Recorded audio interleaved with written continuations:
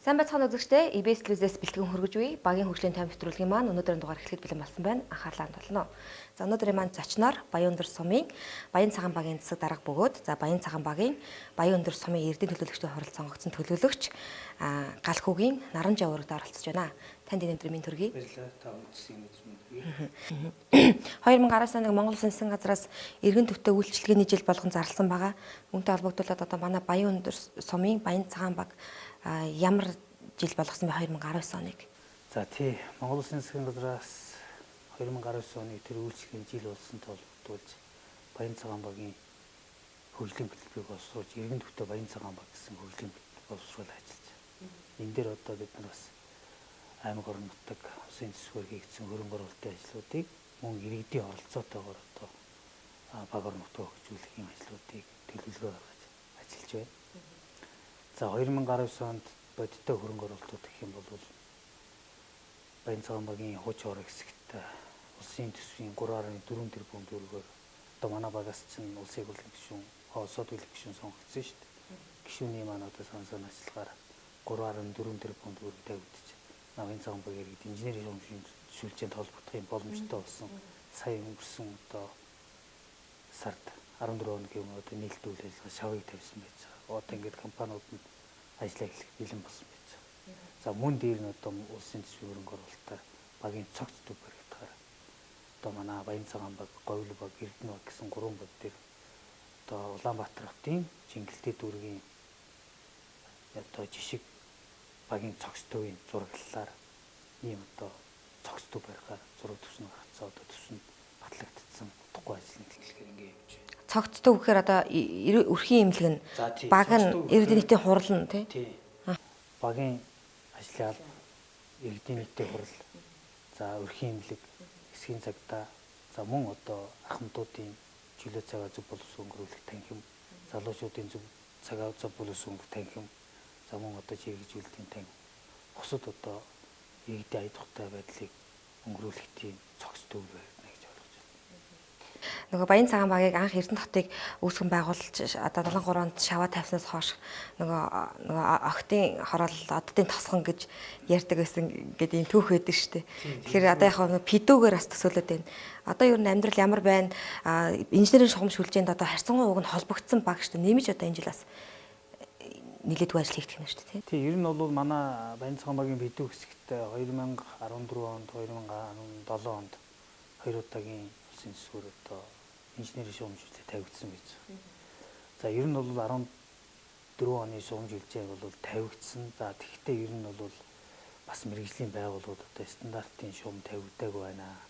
Хэрэглээний дулаан халуусны хөдөлгөөс ус тавихад одоо бас боломж олцсон муу байна.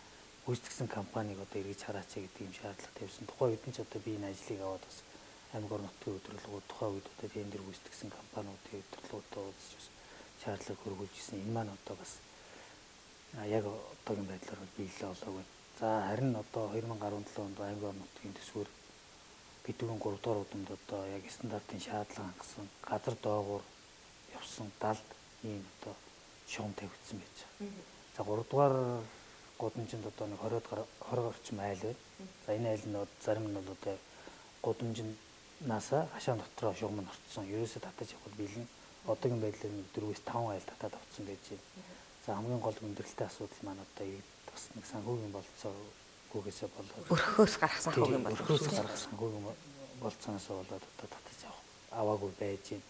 За энэ дээр одоо бас аймаг орон нутгийн зүгээс хөнгөлөлтөө банктай холбоотой хөнгөлөлтөө зээлийн асуудлаа бас ярилцаад эргэж хараад одоо иргэдэд бас ая тухтай туслах ийм шугамыг татаад авчих нөхцөлийг бол энэ гаргалааг нь гаргаж байгаа.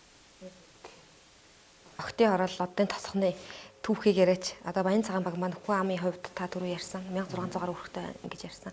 Насжилтын хувьд хэр байна? Ажил эрхлэлт хэр байна? Ер нь харьцангуй нөгөө хувийн аж ахуйн нэгжүүд бас нэлээдгүй хөлөө олсон томоохон аж ахуйн нэгжүүд байдаг шүү дээ. Эрдэнэ твсний үйлдвэр байж гин. За мөн Эрдэнэ үйлдвэрийн бас нөгөө үйлдвэрийн ареанда орж байгаа хэсэг бас байдаг бах тий. Гэх мэт. Тий, ер нь бол манай Баян цагаан баг аймаг Баян Өндөр сумын одоо илгээлт ийдэд анх суурьжсэн ангатгчдын лим баг. За тэгэхээр одоо анх одоо энэ илгээлт ийдэд дээрээ суурьжсэн цагаан байрууд маань одоо үнэхээр одоо бас хугацаанд болсон. Одоо шавн байж л байна. Булган аймгийн Эрдэнэт хорог тийм хорог нөгөө Эрдэнэт хот болгож байхад ашиглалтын өмнөх захиргаа энэ бас bijсэн байгаа барак байна тий. Тий барак байрнууд одоо бүгд байж. Ер нь бол зүгээр яг манад гэр ороод 90 зон гэлсэн. За би энэ ажлыг одоо 2016 оны 10 сард авсан.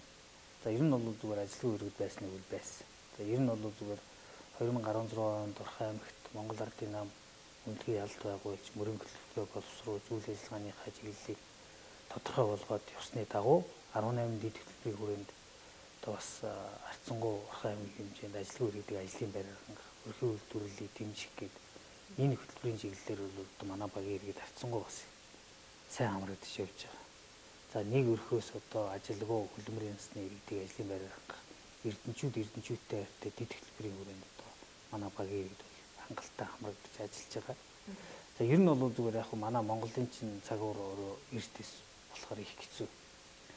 Өвөлдөө одоо ажиллаг болдог. Улирлын чанартай ажлууд одоо үнэхээр их байдаг.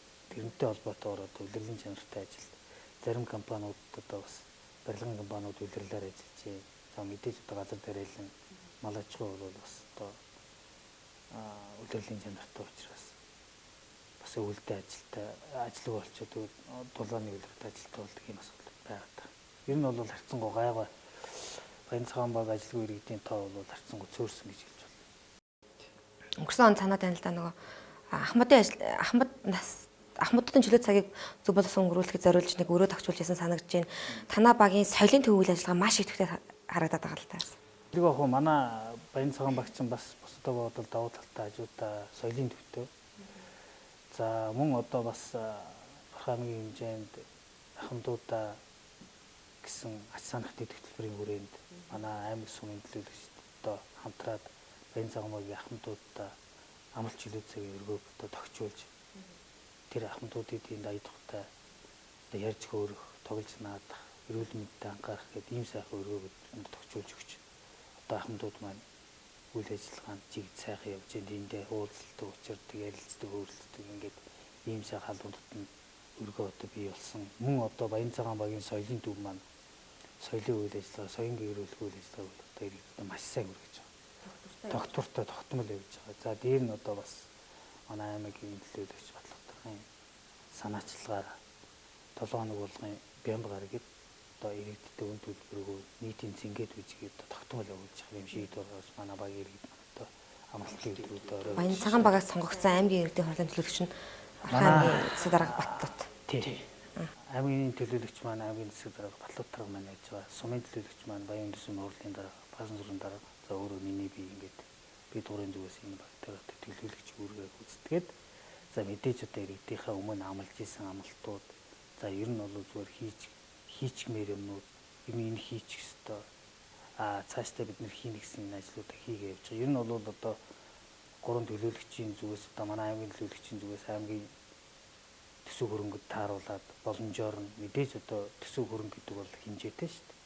Тэр утгаараа одоо Баянцагаанбаг дээр цамгүй хөрөнгө оруулалтыг тавьж ажиллаж байгаа. Мөн одоо сумын хоёр төлөөлөгч бас боломжийнхаа хөрөнгө оруулалтыг тавиад ер нь одоо хаана юу байх ёстой, иргэнд юу хэрэгтэй, иргэнд одоо эрүүл байх, ажилтаа байх, орлоготой байх гэдэг энэ тал дээр нь одоо төлөөлөгчийн зүгээс маш их анхаарч ажиллаж байгаа. Багийн ажил гэдэг бол төрийн үйлчлэгээний анх шатны нэгжийг иргэдэд хүргэх тийм ээ хамгийн анхны цэг нь байж тарж байгаа төрийн үйлчлэгээний. Тэгэхээр энд бол та нөхдийн ажлыг хамгийн их нугалалттай хүмүүс бол хэсгийн ахлагч нар гэж ойлгож байгаа. Хэдэн хэсгийн ахлагчтай ажиллаж байна, хүрэлцээтэй байна уу? Тий, ер нь зүгээр ажил хийхэд бид нар зовлон ирэхээс илүү бас сэтгэл хэрэгтэй байх гэж миний зүгээс хардаг. За манай нутаг дэвсгэр маш их том. За одоогийн байдлаар манай ажлын алба бол нэг 9 хүний бүрэлдэхүүнтэй ажиллаж байна. За 5 хэсгийн ахлагч, нэг зохион байгуулагч, нийгмийн ажилтан, за нэг судалгааны ажилтан гэдэг. За тэгээ Баянцагаанбаг бол бас харьцангуй халамжийн ажилтан маань баг дээр сууж иргэдэд төр үйлчлэгээ хүргэдэг байна. Ер нь зүгээр одоо ажлын байр түн хэрэгтэй үйл хэрэгтэй. Гэхдээ манай нутаг дэвсгэр дээр бол 5 хэсгийн ахлагч бас яваад хүрэхгүй асуудал байна. Тэгэхээр 94 өдрөд одоо хүүтэнтэй хурц халуун таалж төрийн үйлчлэгийг одоо сурталчлан таниулах, зарыг хүргэх гээд ерөөс хэсгийн ахлагчтай дамжихгүй зүйл гэж байхгүй. Манай хэсгийн ахлагчд бол мундаг сайн ажиллаж байгаа. Хот огшуулах танаа нутаг төсөө төр байдаг штэ. Газар маань өөрөө. хогтой баг байна уу, хоггүй баг байна уу? Хот орчуулгатай ойрох юм чи хоггүй л гэж бодоод байна. За тэглэх яг ер нь бол энэ ажлыг анх аваад отгчуулах хогтой холбоотой асуудал үнэхээр байсан уу байсан. Хороолтын хог ачаалтал тулгымцсан асуудал шүү. Тулгымцсан асуудал байсан. За ингээд одоо бараг л улиралдаа 1-2 ачдаг жишээ нь ийм л байсан энэ ажлыг авахд. За өмнө ч гэсэн одоо отгчуулахын ажил яаж явуулсныг би мэдэхгүй. Иргэдийн одоо хэлж байгаа би өөрөө Баянзагаан багийн иргэн Баянзагаан багт амьдардаг. Тэр үед бол үнэхээр улиралдаа 1-2 л ачдаг байсан. Тэгээ үнэхээр одоо аймаг орон нутгийн зүгээс ер нь бол манай Эрдэнэт хот чи өөрөө залуусын хот, их цэвэрхэн хот гэж одоо тодтолтой шүү дээ. Тийм учраас бид нар энэ дээр бас арга хэмжээ авах хэрэгтэй байна. Энэ ажлуудыг бол даруй авч хэрэгжүүлэх шаардлагатай байна гэдэг аймаг орон нутгийн зүгээс мундаг отгчуулах ажлыг дэмжсэн. За техник шинжилт паркийг бол сайн хийж өгсөн. За тэгээд ер нь бол сардаа нэг ачдаг болсон. Ингэснээр одоо нөгөө иргэдийн хогон дунд амьдарчи хогтой холбоотой санал гомдол бол маш зөрсөн. Ер нь байхгүй гэж хэлж болно доо. Одоо энэ сардаа манай отгчуулагч сардаа нэг ачиж шүү дээ. Иргэлт дээр тий. За мэдээж одоо нөгөө цагаан сар шинжилгээ үед мэдээж ачаал их байдаг шүү дээ. Монголд өмчн шороо тосол цэвэрлэн гэдэг. Энд дээр нэг иргэлтийг гэж авах асуудал байдаг. Одоо бол асуудал байхгүй. Ер нь бол яах вэ гэхээр иргэдийн тохиомсын асуудал үлдэж байгаа даа. Ер нь зүгээр хашаандаа байгаа хогоо цэвэрлэхээс илүүтэйгээр хашааныхаа үүдээр гараад тэр хашааныхаа хойно урд байгаа никkel гарууд пенела зархины шилийг хамтдаг тийм сэтгэлтэй. Зөвхөн өөрийнхөө хашин дотроо цэвэрхэн байгаад байх сэтгэлээс салах хэрэгтэй байгаа тийм. Гудмаараа сайхан хорооллоороо сайхан цэвэрхэн байх. Ер нь бол манай Эрдэнэт хойны асуудлыг бүрэн шийдэгдсэн гэж болно. Дээр нь одоо манай хотгчуулах бол маш сайн ажиллаж байгаа. Үнэхээр хотгчуулах ажил одоо шинэ өрөөгөө л ажиллаж байгаа шүү дээ. Энийг бол манай иргэд одоо нэгэн дээр харж байгаа тийм. Эрдэнэт хивсний үйлдвэртэй холбоотой бохирын үнэрийн асуудал гардаг шүү дээ. Энэ дээр одоо оршин суугчдаас одоо багийн ажлын албанд хандсан тийм зүйлүүд байдаг уу? За харин энэ бол уул нь байсан нэг үйл байсан. Гэхдээ бас Эрдэнэт хивс компани маань энэ хойдолтой өнөр утгах гэж баригдсан шүү дээ. Энэ өнөр утгахныг барихтаа энэ иргэдэд одоо бол бас энэ хивсний үнэрийг бид нар сүүлийн үеийн техник технологиор гээд дарсан. Ямар нэгэн үнэр данар байхгүй. Би одоо өөрөө өнөр утганд амьдардаг. За ямар нэгэн хивсний тийм бохир цааван өнөр бол одоогор байдаг. Энэ бас тэр өвчл бас мундаг шийдсэн. Техник технологийн 90 үед амьдарч байгаа юм байна. Одоо шийдэх байлгүй тийм. Харьцангуйар нь сүүлийн жилүүдэд бас биднэрт ч бас ирдэг гэсэн л да ингээ мэдээлэл бэлтгээд өгөөч. Энэ дээр их одоо бухимдалтай байна гэж иргэд илэрхийлдэг байсан л да. Одоо чимээгүй л болчиход байгаа л да. Гайгүй. За гэр хорооллын усан хангамж хээр байна. Өнгөрсөн онд бас шинээр худаг бас баригдаж ирсэн шүү дээ та нар дээр. За тий ер нь бол би ер нь хэлээл байгаа манай аймгийн засаг даргын мөрийн хөтөлбөрт үйл ажиллагааны хөтөлбөрт бол 18 дэд хөтөлбөр хэрэгжиж байгаа. Энэний хүрээнд одоо ус дэд хөтөлбөр одоо хэрэгжиж байгаа. Ус дэд хөтөлбөрийн хүрээнд манай Баянзагаан багийн шинэ орооны одоо 10 дугаар гудамд ер нь бол шинэ ороонд ганцхан удагтай байсан. Тэгээ одоо иргэд чи одоо жилийн дөрөв үлдгүүдэнтэй үз халдуунд хаалж дээшээ доошоо худаг ол байна гэдэг иргэдийн сан санаачлагаар аймгийн хөрөнгө оруулалтаар 2018 онд 21 сая төгрөгийн зөөрөө удаг барьж өгсөн байж байгаа. За ингэснээр одоо иргэдийн бас зөөрөө усаа ухт маш орхон болсон, амархан болсон. Ер нь бол зүгээр худгууд бол цахимдсан байж байгаа. Цахимдсантай холбоотойгоор бол яг бас худагны аюулгүй байдалтай холбоотой за эргээд бас нөгөө иргэдийн карттай байгаа байхгүй гэдэг ингээд асуудал байгаад байгаа. Гэхдээ ер нь бол харьцангуй гайваа Эрдэнэт тусын юм бол ээлж ажиллатай ажиллаулаад худагны ус хүртээмжийн асуудал төр бол тажиг байна. Хуучин нөгөө нэг одоо баранк байр гэж яриад байгаа шүү дээ бид нар хаар одоо хуучнаар ярихад энэ байранд байдаг одоо оршин сууж байгаа зарим нэг өрхийн амжиргааны төвшин доогоор нөрхөд зарим нэг нь түрээсэлдэг юм байлаа зарим нэг одоо болтол нөгөө гэрчлэгээ одоо үл хөдлөхийнхөө гэрчлэгээ энэ төр гаргаж авч чадаагүй энэ төр гэсэн асуудлууд яриад байдаг л та. Энэ дээр одоо ямар зүйл байна? Тэглээ яг энэ дээр үед баригдсан одоо манай Баянзагаан багийн баранк байр гэж илээлт эзэд амьдарч ирсэн. Тэгээ энийг бид нэр судлаагүй судалсан. Тэнд бол бас яг үндэ тогтмол үйл ажиллагаа явуулж гин үү, тогтмолгүй амьдарч гин үү, хэр аюулгүй, хэр эрүүл ахуйн шаардлага хангасан гэдэг ийм асуудлууд хөндөгддөг. Тийм асуудалч байгаа. Тэгээд бид нар ингээ явахаар тэр байрууд үндэ бүгд хүн хөвчлээд авсан байдаг. Тэгээд сая бас энэ аймгийн засаг даргын шуурхаагаар энэ баранк байрууд дээр нь аюулгүй байна, галын аюулгүй байдал, эрүүл ахуй гэдэг энэ асуудлууд хөндөгснөөр би бол баранк байруудын энэ хөвчлөсөн эзэдүүдийг дуудаж уулзсан. Ер нь бол зүгээр одоо энэ дээр төр хувийн хвшил хоёр л тохирох хэрэгтэй юм шиг байна л. Мэдээж одоо тэр хүн тухайн үед хөрөнгө мөнгө гаргаад товчлаад авсан учраас одоо болж өгвөл миний бодлоор бол сайхан одоо нэгэнт л одоо хугацаанд дууссан байр байхгүй.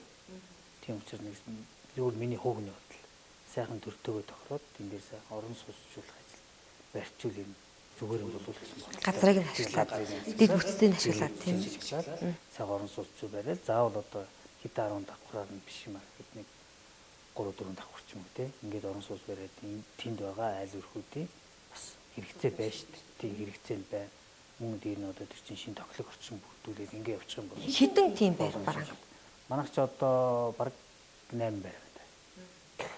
Бүгд одоо хөвгөн хөвчлээд авчихсан. Тэгээ тэрэн дээр одоо төр оролцож болдоггүй.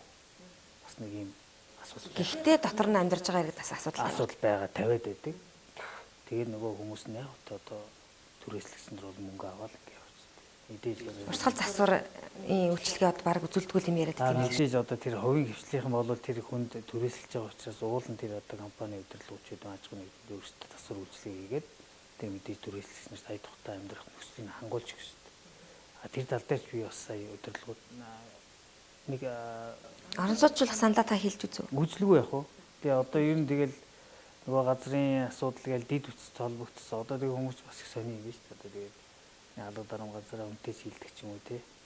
Тэгээд байх жишээ нь. Ер нь зүгээр төр хувийн хвшил хоёрт хоорондоо тохиролцох асуудал юм байна гэж баарсан. Бүх асуудал судалгаагаа бид нар дээш 8 хүргүүлсэн байна. Шийдэл бол байгаа. Энэ дээр нэг жоохон сэтгэл гаргаал амиг орон нутгатайгаа яриад ингэчих юм бол тэнд орон сууц бүрэн боломж байна. За одоо ингээд удахгүй их хурцын баяр болох гэж байна. Эх 7 хоногт олон улсын хүүхдийн эрхийг хамгаалах өдөр тохиох гэж байна. Одоо би бодоод байдیں۔ Өмнө нь одоо манайхаар ярилцлаганд орж ирсэн засаг дарганаар ярьж байсан л да. Хөршийн холбоог аягүй сайн бэхжүүл ажиллаж байгаа маань гэдгийг би тэр одоо хүмүүсийн ярианаас дүгнсэн өөрийнхөө хэмжээнд. Тэгээд Баян-Өндөр сумын эрдийн хурлаас 2018 он 19 оныг хөршийн холбоо дэмжигчл болгон зарласан юм байна. Хөрш одоо нөгөө хөршийн холбоогоор дамжуулж хүүхэд хамгааллын асуудлыг хөндөж энэ ажлыг хийж явуулж болох тал байх юм шиг санагдаад байгаа. Юу гэхээр одоо далд хүчирхийллийг ил гаргаж ирсэн байна. За мөн одоо хүүхэд амиа хорлох гэжсэн ч гэдэг юм уу. Хөршийн холбооны тусламжтай илэрч гарч ирсэн маш олон ийм үйлдэлүүд, тохиолдлууд бас байгаад байна л да манай аймагт жишээнүүд. Тэр энэ дэр Баян цагаан баг хүүхэд хамгааллын чиглэлд юу хийх гэж байна? Тэглэгээ хоо засаг дарга нарын одоо сум аймгийн засаг даргатай байгуулсан гэрээ батламжийн хүрээнд энэ гэмтргээс үйлчлэн сэргийлэх ажлын том заалт байдаг. Энэ хүрээнд одоо бид нар бас зохиох ажлуудыг, нөлөөллүүдийг арга хэмжээний тавьж ажилладаг.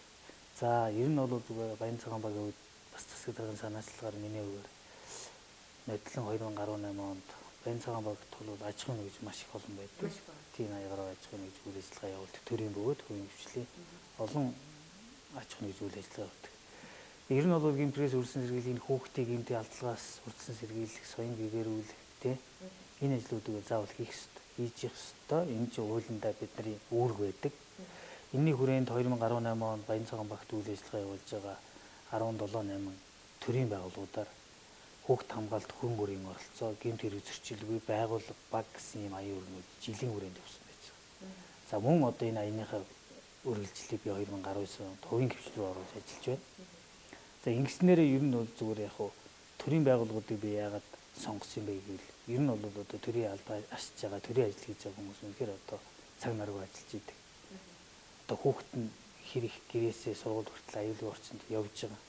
Ямар хүмүүстэй найзлал нөхөрлөж байгаа.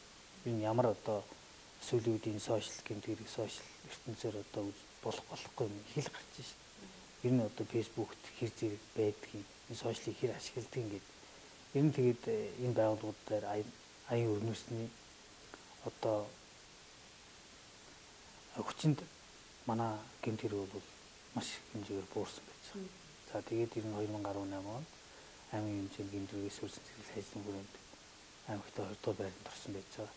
Ер нь зүгээр хүүхдийг бид нэр байнга л харж байгаа шүү дээ. Ер нь хараа хяналтгүйгээр сургууль цэцэрлэгт нь явуулах. За ер нь зүгээр хинтээ найзлал нөхөрлөд байгаа гэдгийг анхаарах хэрэгтэй. Хүүхдээ сонсчих хэрэгтэй. Ер нь одоо юу гэдэг өсвөр насны хүүхдүүд нөгөө өөрийгөө илэрхийлэх одоо чадамж нь одоо муу байдаг ч гэдэг юм уу, болоогүй байдаг ч гэдэг юм уу тэр утгаараа одоо ээж авдаа бодож байгаагаа тэр бол хилээд байж чаддаггүй. За тэрнээсээ болж таалддаг юм гэдгийг асуудал байна. Тэгэхээр энэ хүүхд хамгааллын чиглэлээр энэ ажлаа би бол өргөжлүүлээ явж байгаа. За энийг бол мэдээж би ер нь цагдаагийн байгууллагатай хамтарч анх за мөн одоо орон нутгад үйл ажиллагаа явуулж байгаа дэлхийн зөөл улсын байгууллагатай хамтарч энэ ажлыг санаачлан хийсэн. Тэгээ энэ энэ аянаа хамгийн цагдаагийн газраас эхэлж ирсэн. Тэгээ цагдаагийн газар маань мундаг үлээж авсан. Энэ аяны маань одоо дэмж одоо бас надад урам хайрлсан байж байгаа. За дээр нь одоо бас хүүхд хамгааллын чиглэлээр манай Баянзагаан багт 18 дугаар сургууль 24 дугаар цэцэрлэг, Төмөр замын 25 дугаар цэцэрлэг гэдэг ийм хоёр цэцэрлэг нэг сургууль үйл ажиллагаа явуулдаг. За энэ сургууль цэцэрлэгүүдтэй хамтарч одоо нөлөөлөл ажилладаг болох тул гэж ажиллаж байгаа. Үүний үр дүнд яг ийм зүйлээс бид нэр энэ хүүхдийг хамгаалсан юм ач гэдэг юм. Яг тийм бодит жишээ байна уу танд ярих? За тий ер нь бол байлгүй байх уу? Ер нь зүгээр нөгөө хөршийн холбоогоор бид нар гудамжийн ахлагч нар гэж байгаа шүү дээ. Энэ хүмүүс маань ер нь зүгээр одоо нэг гудамд одоо 15 өрх байдаг болвол за ер нь бол одоо доржих тийм айлаа тийм ээ. Бас нэг аав ээж нь арх тас хэрэлдэг ч юм уу те. За энэ айл ерөнхийдөө ингээд аав ээж нь байдаггүй эзгүүч байдаг юм уу те. Удаага ажилтаа байдаг, хүүхдүүд нь л байдаг гэдэг ийм судалгаанууд бид нарт байдаг л да. Энэний хүрээнд бас хүүхдийг гинтрээс үрдэн сэргийлэхэд бас бид нар урдсан сэргийлж чадчихсан. Тэгээд одоо тэр хүүхд одоо аав ээж нь хөдөө ажилтдаг. За ингээд хаяанд нь ахих нь байдаг, мэдээж одоо ажилтдаг хүмүүс өдрөөр эзгүй байдаг. Тэр хүүхдүүдийг энэ тархалт өртөх гэж яхад нь манай гудамжны ахлагч одоо илэрүүлсэн байх жишээ. Тэгээд тэр хүүхдийг одоо өглөөгаараа сургуультай явуулаа гэд сургуультай ирдэггүй буруу замын хүмүүстэй найзалж ирснийг бас олж илэрүүлсэн. Энэ ч л одоо яг бодит ажил. Тэгээд хүүхдийг бид нар бас багийн хүүхд хамгааллын хамтарсан бод гэж байдаг. Тэргээрээ бид нар бас сайхан уулзаад ярилцаад мэдээж төлзөөн бас зөвлөгөө өгөөд тийм ээ. Хүүхдээс уулзраас сайхан уулзаад ярилцаад би одоо дарга гэдэг үүднээс биш. Одоо тэр хүүхдээ ах гэдэг үүднээс ярилцж байгаа юм л та. Тэгэх юм бол илүү ойлгомжтой. Илүү одоо хүн тэр хүүхд өөрийгөө нээх боломж олцсон илүү байх чинь. Тэгээ бид нар хамтарсан байгаараа уулзаад уулзраад тэр хүүхдийг одоо ээж аавын бүр хөдөөнөөс дуудаж авчраад бас асуудлыг яриад тэгээ одоо тэр хүүхд маань химийн сургууль цэцэрлэгтээ явж байна. Тосгон тэгээд вокзал танад хамааралж байгаа, танаа багт хариалагдаж байгаа. Тэгэхээр вокзалын оршин сууж байгаа тэр хэсэг хүмүүсийн хүүхдийн автобусаар одоо танад одоо нутаг дэвсгэртэй байж байгаа сургууль цэцэрлэгүүдэд хамрагдаж байгаа. Хүүхдийн автобусны хүрэлцээ ер нь дажгүй юу? Хамаадын автобус гэж бас явж байгаа. Хот агшуулах газараас тийм ээ. Тийм манайх бас нэг хүүхдийн автобус явж байгаа. Хүүхдийн автобус вокзалд боломжтой явж байгаа. Ер нь хангалттай. Нэг хүүхдийн автобусан дээр одоо бид нар багтсангүй академи дээр автобус явуулаад өгөөч гэдэг юм санал бол байдаг. Боломжтой яваад хүүхдүүд нь сургууль цэцэрлэгтээ автобусаар хөгжлөл явж байгаа. За Баянзагаан багт нэг хүндрэлтэй асуудал байсан гэвэл нийтийн тээврийн асуудал байсан. За Баянзагаан багт ер нь 10 гаруй жил хувийн хвшлийн такси үйлчилгээний компани явж байсан. За энэ ажлыг авснаас хойш мэдээж одоо такси компаниуд маань одоо өвлийн гүйдэнд орой нэг 6-7 болгоод буучдаг алга болчтой өвлийн гүйдэнд одоо автобусны хуралдаар дааж хөрж байгаа асуудал маш их хөндөгддөг байсан. Тэгээ энийг бас одоо аймаг сумын төлөөлөгчдөө бид нар ярилцаад ер нь бол нийтийн тээвэр явуулах хэрэгтэй байна. Энэ нийтийн тээврийн боломж нь байгаа. Яагаад тэгэхээр одоо 90 орол дундуураад манайх чинь засмалсан тавигдсан шүү дээ. Тэгээ бүрэн тойроод ингээд иргэд явуулах боломжтой байна гэдэг ингээд аймгийн засаг дарга тэр нар бас аймаг төлөөлөгчдөө саналаа тавиад ингээд өнгөрсөн оноос эхлээд нийтийн тээвэр явуулж ирсэн. Одоо нийтийн тээвэр тод компани явж байгаа. Нийтийн тээвэр бол асуусгүй. Автобус явж байгаа гэсэн. Ахмадууд одоо мөн давхар ховлийн ахмадын автобус манай багаар дайр өнгөрөөл ахмадууд үйлчлэлээ явж байгаа. Мөн нийтийн тээвэрч ахмадууд ялгаагүй шүү дээ. Ахмадын үйлчлэгээ үйлчлэл мөн төлбөрөөр үйлчлэлээ явж байгаа. Тэгэхээр одоо нийтийн тээвэр дээр Баянзагаан баг асуудалгүй байгаа гэж ойлгож байна. Нэг ийм зүйл ажиглаад тий. Танаа баг харьцангуй нөгөө нэг ажил дүр хөгжих юм боломжтой тий. Бас жижиг дунд үйлдвэрлэл хөгжих юм боломжтой үйлдвэржсэн тийм баг болох бүрэн боломжтой юм харагдаад байдаг. Ер нь ч бас тэр жишг рүүгээ явж байгаа гэж боддог тий. Дулааны цахилгаан станц танаа баг дээр багийн төтөлбөр үйл ажиллагаа явуулж байгаа. Тус үйлдвэрээс гарч байгаа хаягд уурыг ашиглах юм саналууд иргэдээс их гардаг юм шиг. Ялангуяа мужааны цэгч гэдэг юм уу, уур ашиглаж бүтээгдэхүүн гаргадаг юм аж ахуйн хөдөөс их гардаг юм шиг байгаа. Энэ дээр тань дээр санал ирдэг үү? Энэ дээр ер нь хамтарч ажиллах тал дээр та бодож үзсэн үү? За уурыг ашиглах тал дээр бол над дээр бол ирж байгаагүй. Ерөн зүгээр нөгөө станц гэдэг утгаараа улсын онцгой объект. Улсын онцгой объект. Тэрийг бид нар бас анхаарах хэрэгтэй юм байна. Ер нь бол Эрдэнэ хот төдийгүй одоо цахилгаан дулаанаар хангаж байгаа учраас улсын онцгой объект учраас одоо юу гэдгийг тэр одоо уурыг тийш нь хуваарлах мөрлөх тэр бол мэдээж тэр одоо том байгууллагын дотоод асуудал байна. Ер нь зүгээр нөгөө манай Баянзан хүмүүс дид бүтц хөгжсөн үйлдвэрлэл үйлчлэгээ явуулахад маш боломжтой байхгүй. Жижиг дунд үйлдвэрлэлүүд бол манай дээр маш их үйл ажиллагаа явуулж байна. Гурилын үйлдвэр байна, хямны цэг байна, нарийн бууз, нарийн бов, талах, бууз банш гэл ингээл мужааны цэг. За тэгээд ийм нь одоо тавилгын үйлдвэрүүд байж байна. Мөн дээр нь одоо ийм бетон зурмгийн үйлдвэрүүд байж байгаа жишээ. Ингээ бүхэл үйлдвэрүүд бол боломжтой ирээл одоо тэр Баянзан багт байгаа дид бүтцийг ашиглаад хөнгөлөлтүүд үйл ажиллагаа явуулж байгаа. За ингээд бидний бас ярилцах цаг маань өндөрлөж байна. Бидний урилгыг хүлээн авч хүрэлцээрж Баянцагаан багийн хөгжлийн талаар ярилцсан танд баярлалаа. Баярлалаа. За тэгээд бас 2019 онд Баянцагаан баг гэлтгүй Орхон аймгийн одоо бүтээн байгуулалтын жил өрнөсөн юм их ажлын жил байгаа. Энд одоо бас байгууллага гэхээс илүү хөөхний оролцоо, хөөхөн өөрөө ажилдаа орлоготой байх. Энэ бүтээн байгуулалт гарав оролцож Эрдэнэ хотын хөгжлийн төлөө хүмүүр сэтгэл зүрх гаргаж ажилласаа гэж хүсэмээр байна. За дээр нь одоо Баянцагаанчуудаа тав хүнд одоо эрүүлийн хамгийн сайн сайхны хүсээр байна. Тэлгэх хөгжил гэдэг бол миний бодлоор бол хүн өөрийнхөө хамгийн сайн хийж чадах зүйлээ тултал хийхийг л хөгжих юм бол гэж хэлэх гээд байгаа юм л да. Тийм. За ингээд бидний ярилцлагыг хүлээн авч үзсэн үзэгч та бүхэндээ баярлалаа. Эх 7 хоногт эргээд шинэ дугаар ирэх уулзъя. Түр баяртай.